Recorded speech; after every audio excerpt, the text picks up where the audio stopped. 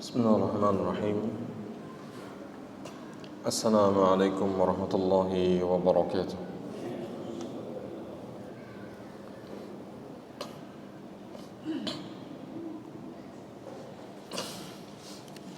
Innal hamdalillah nahmaduhu wa nasta'inuhu wa nastaghfiruh wa natubu ilayhi wa na'udzu billahi min shururi anfusina wa sayyiati a'malina. من يهده الله فلا مضل له ومن يضلل فلا هادي له أشهد أن لا إله إلا الله وحده لا شريك له وأشهد أن نبينا محمدا عبده ورسوله لا نبي بعده صلى الله عليه وعلى آله وأصحابه وسلم تسليما كثيرا وبعد. Ikhwatal iman, hadirin wal hadirat, jamaah salat maghrib yang kemuliakan. Alhamdulillah, segenap puji hanya milik Allah yang kita dimudahkan kembali untuk bersua di majlis yang kita cintai ini untuk kita bertalabul ilmi, bertafakuh fid din, dalam mempelajari dinullah, yaitu agama Allah Subhanahu wa taala. Dan mari kita kembali lanjutkan pembahasan dari ringkasan dari kitab Ma'arijul Qabul, itu Al-Maqsudul Ma'mul min Ma'arijul Qabul, di mana kita masih mempelajari tentang perincian dari rukun-rukun iman yang 6, dan kita masih mempelajari iman kepada Allah Subhanahu wa taala. Telah kita jelaskan di pertemuan sebelumnya bahwa keimanan kepada Allah itu hanya bisa ditegakkan dengan mentauhidkannya, itu mentauhidkan Allah Subhanahu wa taala. Fala yasihu imanun illa bitauhid, maka tidak sah keimanan seorang hamba kecuali dengan tauhid. Maka keimanan kepada Allah taala ini ditegakkan hanya dengan mentauhidkan Allah Subhanahu wa taala. Dan mentauhidkan Allah, yang sepakat para ulama, itu dalam 3 perkara. Dalam rububiyah, ya, maksudnya dalam perbuatan Allah Subhanahu wa taala. Kemudian mentauhidkan Allah Subhanahu wa taala dalam uluhiyah, itu dalam ibadah kepadanya. Kemudian yang ketiga adalah mentauhidkan Allah Subhanahu wa taala di dalam nama dan sifatnya. Maka jamaah sekalian dirahmati Allah Subhanahu wa taala, ketiga macam tauhid ini yang akan menjadi tegaknya tauhid seorang kepada Allah taala dan menjadi tegak imannya dia kepada Allah taala, maka itu bisa menjadi rusak, bisa menjadi batal. Maka di kesempatan yang berbahagia ini kita akan mempelajari perkara-perkara yang bisa merusak tauhid seseorang, baik merusak tauhid rububiyahnya atau merusak tauhid uluhiyahnya, atau sesuatu yang merusak daripada tauhid asma dan sifatnya. Yang pertama kita pelajari tentang tauhid rububiyah, di mana para ulama mengatakan tauhid rububiyah itu ditegakkan dengan 2 cara atau dengan 2 perkara. Yang pertama, mengimani akan adanya wujud Allah Subhanahu wa taala. Ya, mengimani tentang adanya wujud Allah taala. Ya. Di mana ketika seorang dia tidak mengimani wujud Allah taala, inilah golongan mereka yang disebut dengan orang-orang ateis, yang tidak mengimani adanya Tuhan. Maka yang mengingkari wujud Allah Subhanahu wa taala secara zahir, ya, maka inilah yang membatalkan, yang merusak daripada tauhid rububiyahnya, seperti Fir'aun. Dia adalah manusia yang mengingkari akan wujud Allah Subhanahu wa taala. Dia mengatakan sendiri, ana rabbukumul a'la, saya ini adalah Tuhan kalian yang maha tinggi. Meniadakan Allah Subhanahu wa taala. Bahkan Fir'aun dia melakukan pengingkaran secara zahir, secara terang-terangan, meskipun dalam hati kecilnya dia mengakui akan adanya wujud Allah Subhanahu wa ta'ala. Karena para ulama mengatakan biasanya orang-orang yang mereka mengingkari akan adanya wujud Allah Ta'ala, itu sebabnya adalah karena zulman wa uluwa, karena kezaliman dan kesombongan. Maka orang-orang ateis misalkan yang tidak mengakui akan adanya wujud Allah Subhanahu wa ta'ala secara terang-terangan, maka pada hakikatnya mereka itu menetapkan wujud Allah dalam batinnya, ya, dalam batinnya. Maka datang syubhat-syubhat yang menutup hati mereka, sampai kemudian mereka menyimpulkan tidak ada Rabb, Tuhan bagi alam semesta ini. Alam semesta ini terwujud itu dengan sendirinya, tidak ada yang menciptakannya.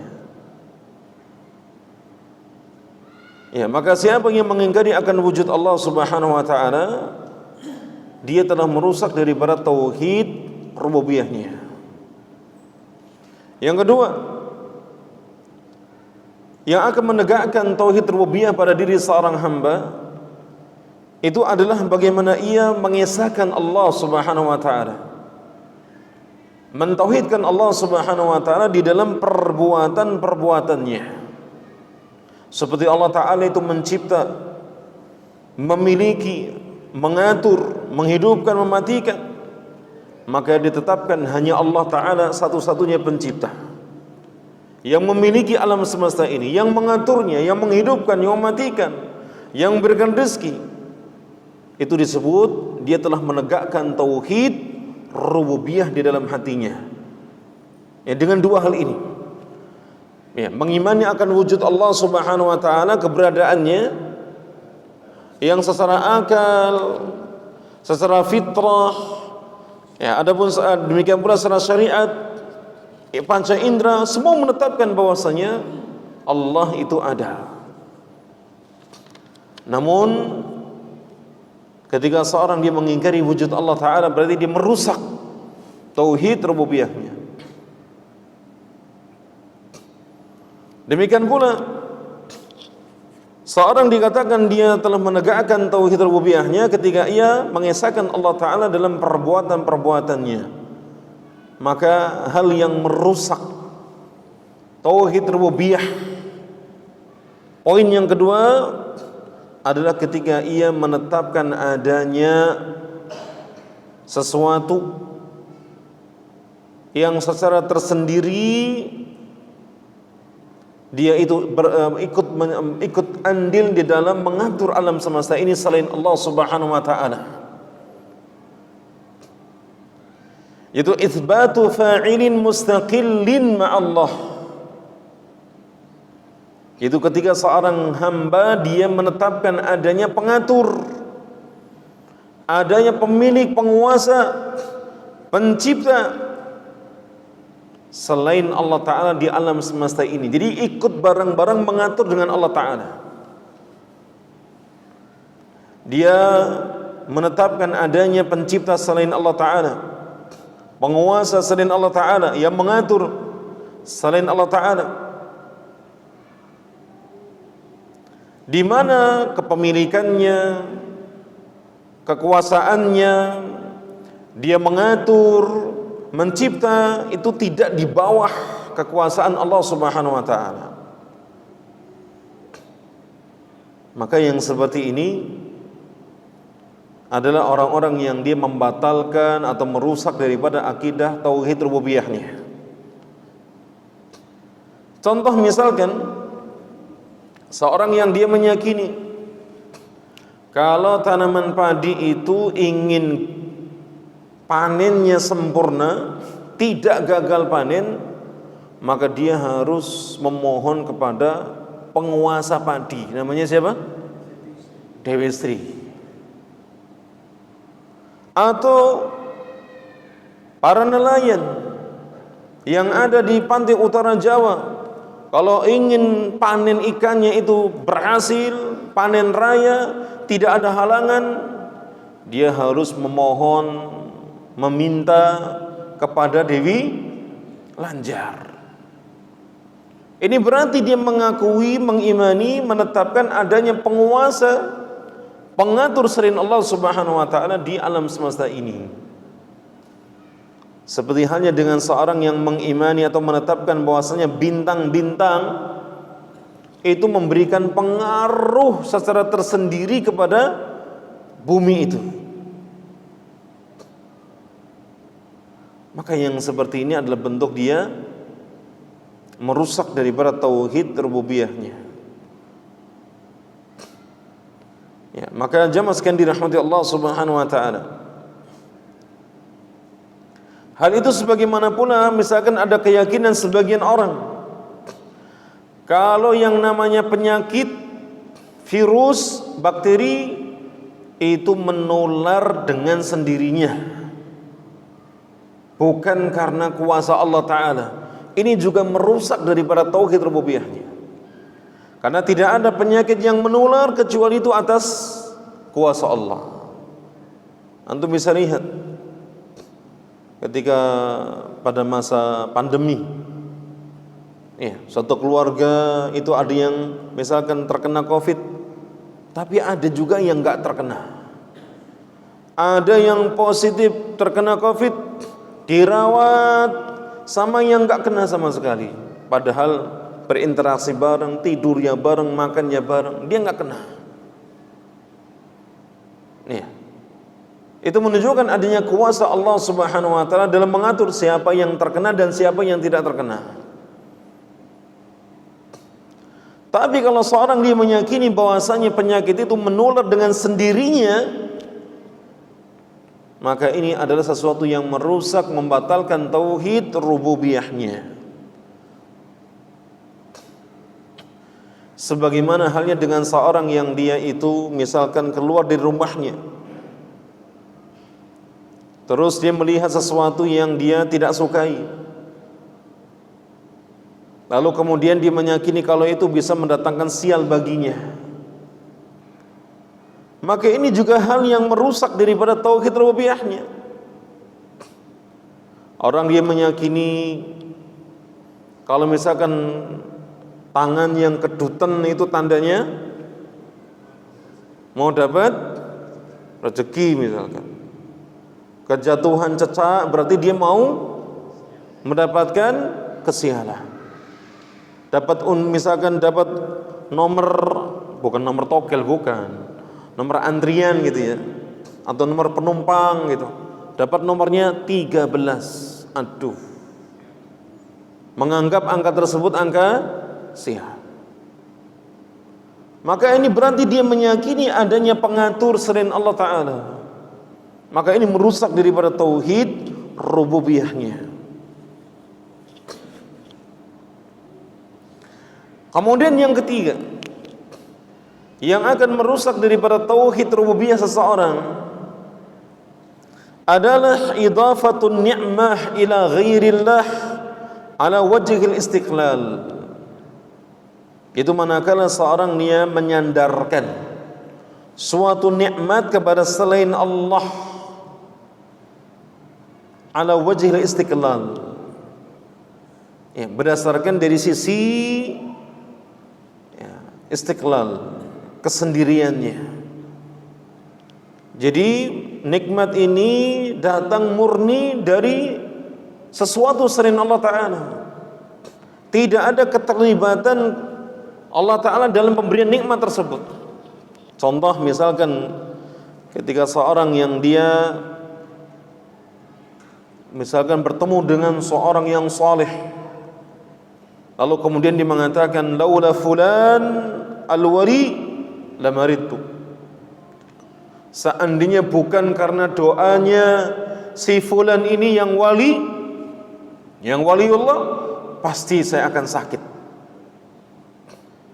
Ini berarti apa? Menyandarkan nikmat, ya, Misalkan nikmat kesehatan kepada selain Allah.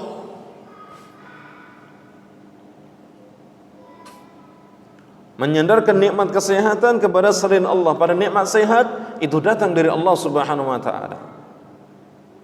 Dia menyandarkan kepada selain Allah.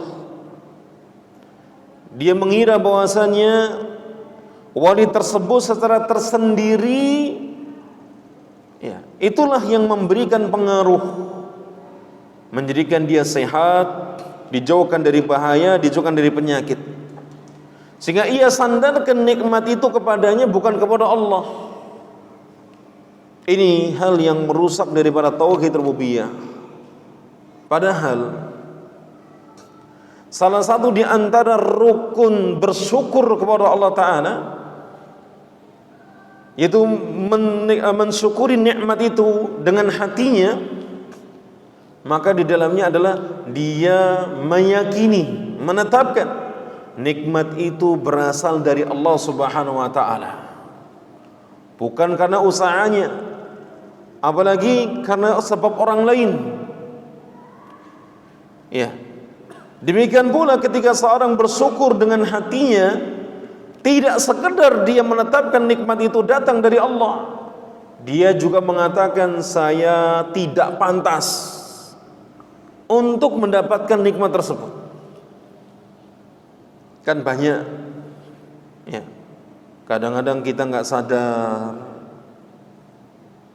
memuji diri sendiri ketika mendapatkan nikmat, seakan-akan kita pantas mendapatkannya. Itu nggak baik. Itu bukan mensyukuri nikmat dengan hatinya. Karena seseorang yang mendapatkan nikmat dari Allah Ta'ala kepadanya, nikmat apapun, nikmat kesehatan, nikmat harta yang berlimpah, ya, anak-anak yang misalkan taat kepada yang saleh kepada orang tuanya, istri yang saleh kepada suaminya, misalkan tetangga yang baik, keluarga yang rukun dan seterusnya, itu pemberian nikmat kepada Allah. Namun hakikatnya kita nggak pantas mendapatkannya. Kenapa nggak pantas? Karena kita di dalam memberikan persembahan kepada Allah, kita beribadah kepadanya, itu tidak ada yang sempurna. Setiap ibadah yang dilakukan oleh kita itu banyak kekurangannya. Kita sholat, kalau sudah 5 waktu, kadang-kadang waktunya nggak pas. Ada yang kesiangan, ada yang telat, kan gitu. Ada yang tidak berada di shaf yang terdepan, mendapatkan atau melewatkan takbiratul ihramnya imam. Kadang-kadang datang sudah ruku, ini kurang, ini tidak sempurna. Meskipun sah salatnya, tapi tidak dilakukan dengan kesempurnaan. Dalam berpuasa misalkan, kadang-kadang dalam kita berpuasa hanya sekedar menahan lapar, menahan dahaga, lisan belum terbiasa untuk terjaga, mata, penglihatan, pendengaran pun demikian. Maka orang yang mendapatkan nikmat, hakikatnya dia tidak pantas mendapatkannya. Maka kalau dia menetapkan hal demikian, dia akan tawadhu, dia enggak akan ujub. Beda dengan sebagian orang yang dia memandang bahwasanya dirinya pantas. Akhirnya keluarlah kalimat-kalimat yang menunjukkan, ya, dia bangga dengan hal demikian. Sering kita mendengar misalkan ini rezeki dari anak soleh. Kalau anaknya baik, misalkan berprestasi di rumah, di sekolah, ya, kemudian kadang-kadang orang tuanya lepas, dia mengatakan siapa dulu ayahnya, siapa dulu ibunya, siapa dulu kakeknya, ya. Ini berarti dia apa? Di dalam nikmat ini menyatakan dirinya pantas. Padahal wujud syukur kita dengan hati adalah selain menetapkan nikmat itu berasal dari Allah, kita mengatakan saya itu enggak pantas mendapatkan nikmat tersebut. Sehingga nikmat ini benar-benar menjadi amanah, titipan dari Allah Subhanahu wa taala, dipergunakan sebaik mungkin sehingga menjadikan kita kemudian ya selalu mawas diri, tidak terlena ya dengan hal-hal yang tidak dibenarkan. Kemudian yang berikutnya kita masuk dalam tauhid uluhiyah. Tauhid uluhiyah ini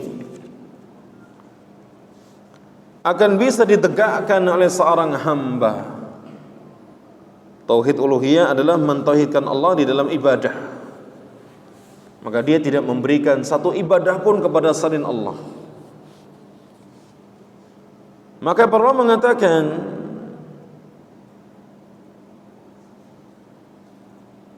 wa ma'rifatu uluhiyatillahi takumu ala amrain.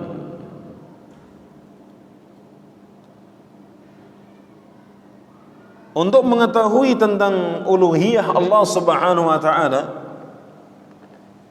itu bagaimana seorang bisa menegakkan tauhid uluhiyah, maka hal itu diketahui bisa ditegakkan dengan dua perkara. Yang pertama, ma'rifatu ma'nal ilah. Dia mengenali tentang apa sih arti ilah. Yang kedua, ifradullahi jalla wa ala bil ibadah. Dia mengesahkan Allah Subhanahu wa taala dalam ibadah. Jadi dua perkara ini yang akan bisa menegakkan tauhid uluhiyah. Bagaimana seorang hamba mengesahkan Allah dalam ibadah kepadanya? Yang pertama apa? Mengetahui hakikat makna ilah. Karena sebagian orang ketika misalkan menerjemahkan kalimat la ilaha illallah, mereka mengatakan tidak ada pencipta selain Allah, tidak ada yang menghidupkan selain Allah, tidak ada yang memberi rezeki selain Allah. Jadi ilah ditafsirkan apa? Khaliq, mudabbir, malik, raziq, al-muhyi, al-mumit, dan seterusnya. Sementara ilah ini secara bahasa maknanya adalah isim maf'ul. Jadi ilah ini isim fa'il, tapi maknanya isim maf'ul. Dari kalimat allaha ya'lahu, ilahun ma'luh. Maka ilah itu arti ma'luh. Sama seperti abada, ya'budu, ma'bud. Jadi ilah itu maknanya adalah ma'bud, sesuatu yang disembah, yang diibadahi. Ya. Dari kalimat aliha ya'lahu ilaha, artinya adalah ma'bud. Maka uluhiyatullahi jalla wa ala artinya adalah bagaimana seorang dia meyakini bahwasanya Allah adalah al-mustahiq, yang paling berhak untuk diibadahi. Jadi kalimat ilah itu sesembahan. Sesuatu yang disembah di dunia ini, di muka bumi ini, itu banyak selain Allah. Maka di antara kaidah penting di dalam memahami tauhid, ya, disebutkan dalam Qawaidul Arba pada kaidah yang ketiga, ya, bahwasanya ketika Nabi SAW diutus di tengah orang-orang musyrikin Arab, itu orang-orang musyrikin Arab tidak menyembah kepada satu Tuhan selain Allah, tapi banyak Tuhan, banyak model peribadatan. Karena sebagian orang mengklaim Nabi itu ya menghadapi umat yang melakukan kesyirikan hanya nyembah patung, nyembah berhala. Maka ini tidak dibenarkan. Karena ketika Nabi SAW diutus, itu ada yang menyembah bulan, matahari, bintang, ada yang menyembah kemudian bebatuan, pepohonan, ada pula yang menyembah jin, setan, ada yang menyembah malaikat, menyembah nabi, orang saleh. Banyak yang diibadahi selain Allah. Maka kalimat ilah itu artinya adalah al-mustahiqqu li an yu'bada, yang paling pantas untuk diibadahi, yang paling berhak. Itulah yang ditunjukkan dalam firman Allah Subhanahu wa taala di dalam surah Al-Hajj di ayat ke-62. Ketika Allah taala menegaskan dalam firman-Nya, "Dzalika bi annallaha huwal haqqu wa anna ma yad'una min dunihi huwal batil." Demikianlah bahwasanya Allah Subhanahu wa taala itu adalah al-haq, itu sesembahan yang berhak disembah.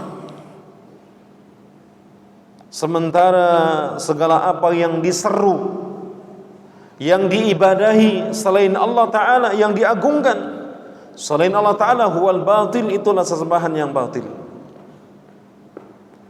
Ya, maka kalimat la ilaha illallah di dalamnya ada dua rukun. Rukun yang pertama disebut dengan an-nafyu, meniadakan, mengingkari.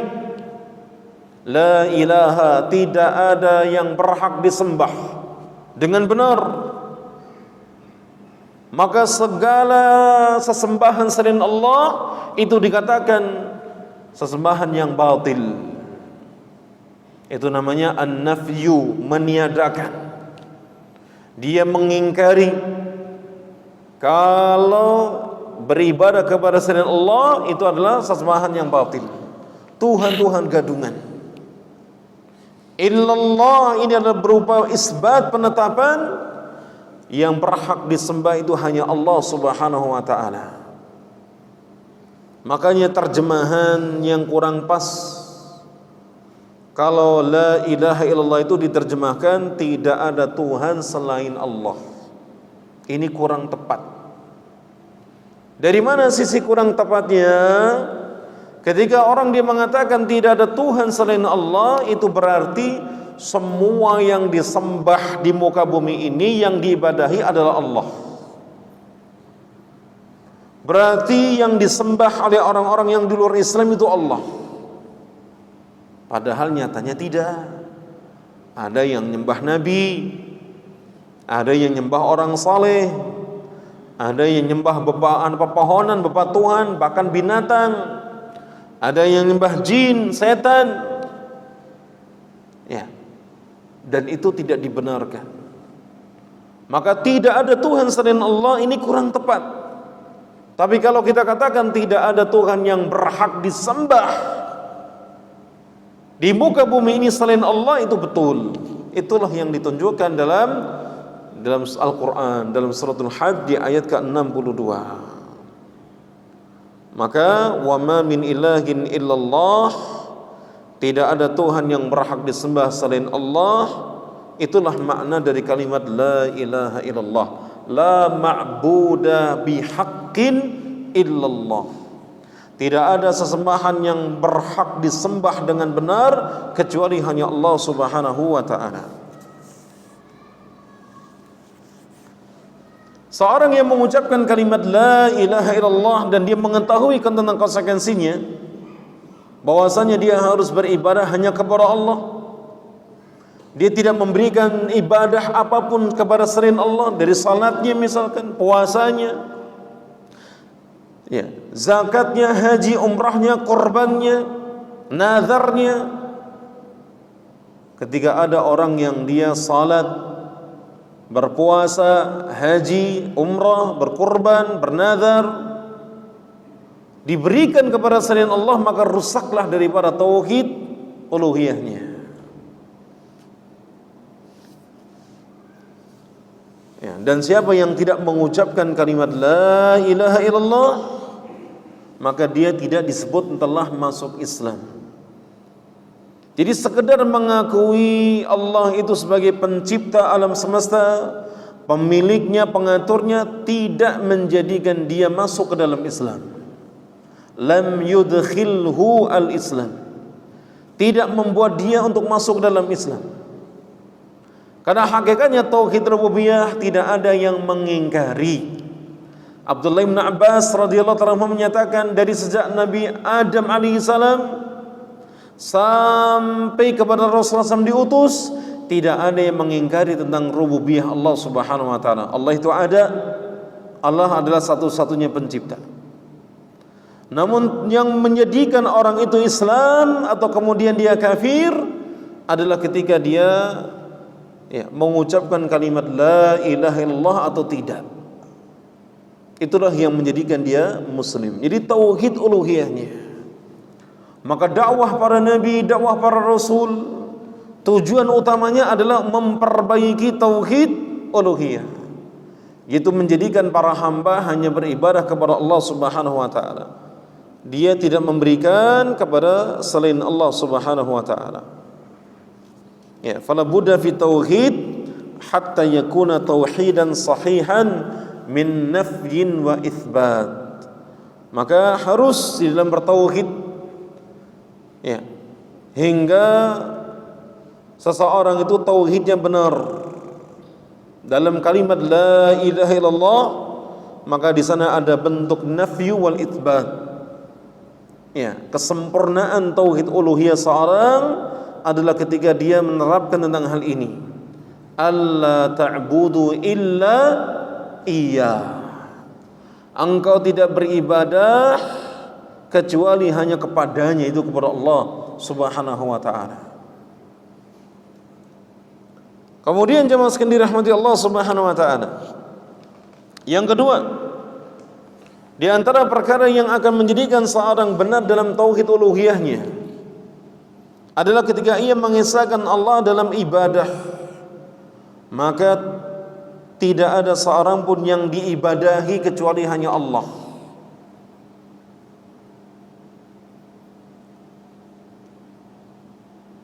Sehingga dalam ibadah kita wajib untuk mengesahkan Allah Subhanahu wa ta'ala. Terus perkara apa saja yang menjadikan seorang itu kemudian rusak daripada tauhid uluhiyahnya? Kalau dia sudah mengenal bahwasanya ilah itu artinya ma'bud, sesuatu yang disembah, maka selain Allah Ta'ala sembahan yang batil. Yang kedua, dia mengesahkan Allah dalam ibadahnya, maka tidak memberikan ibadah apapun kepada selain Allah. Oleh karenanya ibadah-ibadah yang rutinitas itu perlu senantiasa untuk diperbaharui niatnya. Kita ngaji, duduk dalam majelis itu ibadah, ibadah yang agung, ibadah yang sampai Allah sendiri itu mengutus malaikat-malaikat khusus untuk mencari majelis-majelis ilmu, lalu kemudian mereka duduk di dalamnya, menyimak, memperhatikan tentang orang-orang yang duduk dalam majelis ilmu tersebut. Jadi jangan sampai kita hadir di majelis ilmu niatnya hanya sekedar duniawi. Nah, daripada di rumah kosong, saya lebih baik ngaji. Saya duduk dulu misalkan di majelis ilmu, tujuannya nyendarkan dulu biar nanti di isya enggak belandang dan seterusnya. Hadirkan niat ibadah. Ibadah majelis ilmu itu disaksikan, dihadiri oleh para malaikat. Mereka hadir memperhatikan. Sampai kemudian majelis itu selesai, maka para malaikat itu akan melapor ke hadapan Allah Subhanahu wa ta'ala. Allah pun bertanya, dan Allah mengetahui dari mana mereka berasal. Mereka mengatakan, Allah bertanya kepada mereka, para malaikat yang khusus ini, min aina ji'tum, kalian berasal barusan datang dari mana? Para malaikat mengatakan, dari sisi hambamu yang terbaik. Apa yang mereka kerjakan? Para malaikat itu mengatakan apa? Mereka yang hadir majelis ilmu itu bertasbih kepadamu, bertahmid kepadamu, bertakbir kepadamu, bertahlil kepadamu, beristighfar, mohon ampun kepadamu. Lalu Allah bertanya lagi, apakah mereka sudah pernah melihat aku? Kata para malaikat, belum pernah. Coba seandainya kalau mereka sudah pernah melihat aku, maka para malaikat mengatakan, sungguh mereka akan bersungguh-sungguh. Tidak ada yang kemudian sampai tertidur, sampai nggak fokus, karena diperhatikan ya oleh Allah Subhanahu wa taala. Majelis yang orang-orang yang secara khusus disebut-sebut, disanjung-sanjung oleh Allah Subhanahu wa taala di hadapan para malaikatnya. Nah, hadis-hadis yang seperti ini harusnya yang kita hadirkan sebelum kita duduk dalam majelis ilmu. Jadi kalau orang belajar, yang pertama ini ibadah. Yang kedua jangan ditanya, iki materinya apa? Kajian apa ini? Nanti kajiannya fikih harus pernah tahu. Nanti akhirnya apa? Enggak jadi duduk. Kajiannya apa? Akidah, ngantui. Kajiannya apa? Akhlak, aduh, urung iso nglakoni. Ya.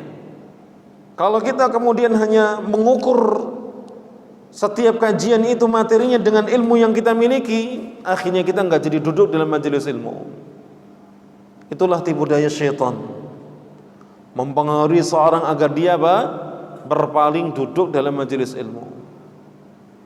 Tapi niatkan ini ibadah yang agung. La ya'diluhu syai'un, kata Imam Ahmad. Menuntut ilmu itu sesuatu yang tidak ada tandingannya.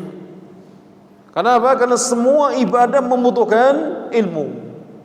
Orang yang pergi haji, pergi umrah, orang yang berkorban, orang yang salat, zakat, puasa, semuanya membutuhkan ilmu. Ya, membutuhkan ilmu. Coba kalau misalkan antum duduk dalam majelis ilmu, habis sholat berjamaah, itu kan apa? Orang yang dia sesudah salam dari sholat berjamaah itu masih terhitung sholat meskipun sudah salam. Jadi pahalanya masih mengalir. Satu. Bahkan pahalanya mengalir itu sejak dia berangkat dari rumahnya. Tidak yang mendorong dia untuk pergi ke masjid kecuali salat. Itu sudah terhitung dia sedang salat. Satu langkah kakinya menghapuskan dosa, satu langkah kakinya kemudian mengangkat derajat, satu langkah kaki berikutnya dituliskan 10 kebaikan. Syaratnya apa? Wudunya di rumah, bersucinya di rumah.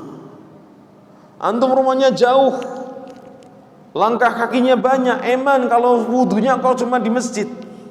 Yang dihitung langkahnya cuma dari tempat wudu ke masjid. Atau naik kendaraan, sekali-kali lah kalau itu jalan kaki. Atau diparkir kendaraannya agak jauh supaya kemudian jalannya juga agak panjang lama. Misalkan di sini ada keluarga, titipkan kendaraannya di rumah keluarga, jalan. Satu langkah kaki bayangkan meninggikan derajat di surga. Satu langkah kaki berikutnya menghapuskan dosa. Satu langkah kaki berikutnya kemudian dituliskan 10 kebaikan. Dengan syaratnya apa? Wudu bersucinya dari rumah. Nah, kemudian ketika seorang masuk dalam masjid sampai dia ditegakkan iqamah, itu sudah terhitung salat. Dia selesai salat masih terhitung salat, pahalanya tetap mengalir sampai dia pulang ke rumah, sampai dia beranjak dari tempat salatnya. Dan keutamaan yang lainnya apa? Orang yang dia memperlama duduk di tempat salatnya, para malaikat itu mendoakan untuknya. Bayangkan antum dari maghrib sampai isya, para malaikat lisannya tanpa letih karena tidak punya syahwat mendoakan antum dengan 3 doa. Allahumma ighfir lahu, Allahumma arhamhu, wa tub alaihi. Ya Allah, ampunilah dia, rahmati dia, dan terimalah taubatnya. Itu terus terucap, disebut oleh para malaikat. Ya, sampai sholat yang berikutnya, sampai dia beranjak dari duduknya. Dengan syarat apa? Kalau dia memperlama duduk setelah salam, syaratnya dua. Yang pertama, tidak berhadas. Jadi kalau antum lagi berzikir kok kentut, misalkan buang angin, segera ambil air wudu, kemudian duduk kembali, supaya tetap mendapatkan doa malaikat. Kalau orang berzikir sudah salam, itu tidak ada syaratnya untuk dia suci, sah zikirnya. Tapi kalau ingin dapat doanya malaikat, kalau dia telah batal berhadas, perbaharui wudunya. Emang 3 doa ini belum tentu orang-orang lain mendoakan kita seperti itu. Ya, siapa yang mendoakan kita setiap hari? Hanya orang-orang tertentu, paling banter ibu, istri, anak kalau anaknya sadar, ibu kalau masih hidup, istri juga demikian. Tapi malaikat tidak kenal kita, yang penting dia duduk, memperlama duduknya setelah salam, dikatakan Allahumma ighfir lahu, Allahumma arhamhu wa tub alaihi. Maka iman yang seperti ini. Yang kedua, tidak mengganggu orang lain dengan perkataannya atau dengan perbuatannya. Maka orang ini berhak mendapatkan doa malaikat kalau 2 syarat ini terpenuhi. Ya. Kemudian kalau antara satu salat dengan salat yang berikutnya, itu disebut dengan ribat, seperti orang yang menjaga perbatasan negara. Kalau orang ingin menjaga perbatasan negara, itu dia harus jadi apa? Harus menjadi tentara misalkan. Ya. Kemudian dia berada di sana di daerah yang paling ujung dari perbatasan negeri. Dia berjaga siang dan malam, itu ribat. Tapi ada ribat yang bisa dilakukan oleh orang-orang seperti kita yang tidak tinggal di perbatasan. Apa itu? Duduk menunggu dari satu salat ke salat berikutnya. Maka hadirkan niat-niat yang seperti ini dalam kita bermajelis ilmu, supaya dalam majelis ilmu ini kita mendapatkan banyak kebaikan. Karena ibadah yang rutinitas itu rentan dianggap kebiasaan semata. Hilang nilai-nilai ibadah di dalamnya, hilang nilai-nilai untuk kita menghadirkan banyak pahala. Sementara seseorang itu akan diberikan ganjaran sesuai dengan niatnya. Innamal a'malu binniyat. Amalan-amalan itu bergantung dengan niatnya. Taib jamaah sekalian dirahmati Allah Ta'ala, kita putus di kesempatan yang berbahagia ini masih dalam hal yang membatalkan daripada tauhid uluhiyahnya. Dan waktu dan kesempatan kita semua kembali. Aku qouli hadza wa sallallahu ala nabiyyina Muhammadin wa ala alihi wa sahbihi ajma'in wa akhiru da'wana alhamdulillahi rabbil alamin. Assalamu alaikum warahmatullahi wabarakatuh.